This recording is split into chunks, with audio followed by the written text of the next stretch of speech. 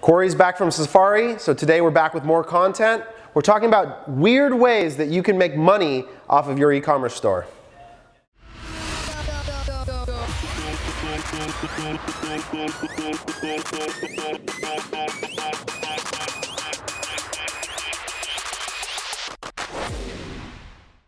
What's going on, everybody? I have been in the middle of some cool conversations today that have been sparked.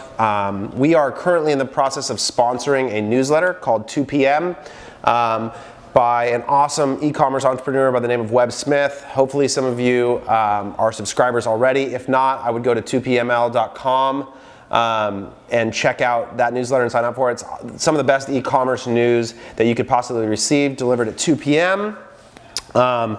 And one of the things that was recently written about, and Webb and I actually just had a phone conversation about this, was this idea of creating an alternative revenue stream by allowing people to piggyback onto your shipments. So if you think about this, if you're a company that is shipping a large quantity of orders each month, so if you're Kalo and you're shipping somewhere between 20 and 100,000 orders out every month, to a very specific targeted customer base, that's a very high touch point entryway into a very specific customer demo that for a lot of brands would be really interesting to gain access to. And we used to do this in the early days when we started Kalo. We would go out to a partnership. I think we did one with Roan Apparel early on where we said, hey, we'll email your customer base or we'll email our customer base and offer for your product, will you do the same for ours as a value exchange for the community?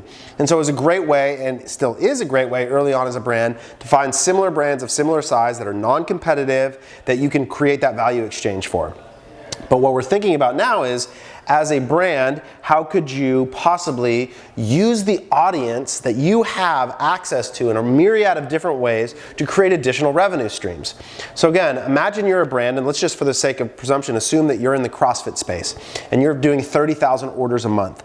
Could you find a supplement product that you believed in, that you think your community would love to try out, and be able to go to them and say, hey, we will put you in every one of these 30,000 orders for $5,000, for $10,000, for whatever price you think that you could create value on, and include just a little flyer inside the box that comes in that says, hey, brand family, here's an exclusive offer from a partners of ours for you to try out this hot new protein company, et cetera, et cetera.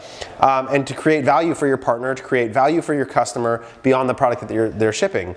I think it could be really interesting. And so, as we all know, that direct mail sort of gets tossed away, but we've been noticing a lot more catalogs being shipped from high touch brands like Warby Parker or Tom's, or I got one from Tavik the other day. Like, there's just these brands that are telling story through direct mail in a way that as we look out and see digital possibly experiencing this regulation, it's important for brands to be thinking about different access points.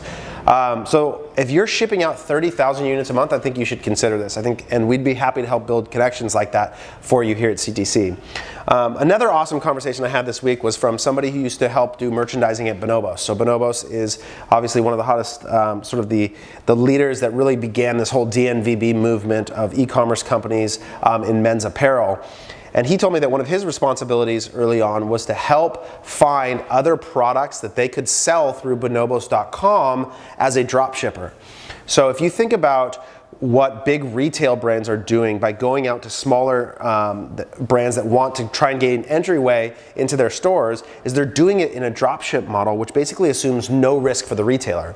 So if I'm Dick's Sporting Goods and you sell a widget that you want to eventually sell in Dick's.com or in Dick's retail stores, a great way for me, the brand, to determine whether there's interest in your product is to say, hey, all right, well, we'll just take it as a dropship relationship. We'll put you up on the website and we'll see if it sells. There's zero inventory risk for the brand. It's an additional point of distribution for the brand selling the product. And so that same idea, if you're getting 1 million visitors to your website each month, the idea of thinking about what are products that could natively seem to fit within your environment or also could act as a great upsell. Let's say you're a brand that sells men's shoes, as an example, high-end men's shoes. We've seen a lot of these brands pop up lately. What are the things that I would be looking for is, how could I find a partner that sells high quality men's dress socks that I could use as an upsell on purchase and have fulfilled in a dropship methodology. So I'm not holding any inventory, I'm not taking any risk. It's just AOV increase that I can make some additional margin on with no additional cost. Similarly, another one is to think about digital assets. So training programs, that sort of thing. If you are a fitness brand, let's say you're Rogue Fitness or you're Kalo in our case, or Theragun or whoever, a great additional value add to your community would be to partner with big name influencers to go out and be able to upsell their digital program. So again, this is a thing that requires no inventory cost, but essentially you begin to act as an affiliate in a way that provides a unique value to your community, allows you to make additional revenue with no inventory risk, leveraging your audience as best you can.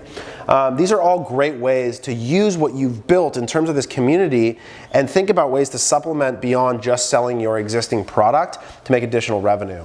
The last one is to think about influencers. So, you know, if you are working with, let's say, a musician as an example, well, one of the musician's key drivers is to think about ticket sales. Well, could you help to, through your partnership, again, whether it's using the flyer in your shipment order, emailing your email list, or creating additional methods of distribution through your website or whatever, could you actually help to upsell some of their concert tickets or other event programs and become an affiliate where you're offering a unique value to your community? I really think that most brands need to act a lot more like media companies in terms of thinking about their revenue. And if you think about where a brand like BuzzFeed, is going to be really successful, is that commerce is sort of the back end of what they're building off of having an engaged audience that cares about what they have to say. So they're able to make money off of advertising, they're able to make money off of direct sales of commerce, affiliate relationships, all sorts of different content creation for people. So there's lots of ways that they can go out and think about the fact that they have control of attention, they have control of eyeballs, and they can use that to sell and make money. I think this is definitely something worth considering, especially if you're a big brand that's continuing to sort of press up against rising CPA costs on digital and beginning to have to explore how do we move beyond just these direct transactional modes of selling product. Another great one is conferences. If you think about a media property, and I say media property even though they're humans because of the way they sort of approach it, is the Tone It Up Girls. So the Tone It Up Girls are another great example similar to BuzzFeed, where on the back of a network of relationships, or a network of audience development through their Instagram channels, through their Facebook accounts, they've built a relationship with a large set of consumers. Now, their ability to monetize those consumers comes in a lot of different ways. A product line with Target, but most recently what they did is an event series. When they went across 25 cities and they would show up, and for $1,000 you could come work out and there'd be 500 women at every stop. There's no reason, if you're a brand like Theragun, or again, if you're Rogue Fitness or somebody else, you can't be leveraging that same sort of experiential marketing to become a revenue stream for you by holding your own events.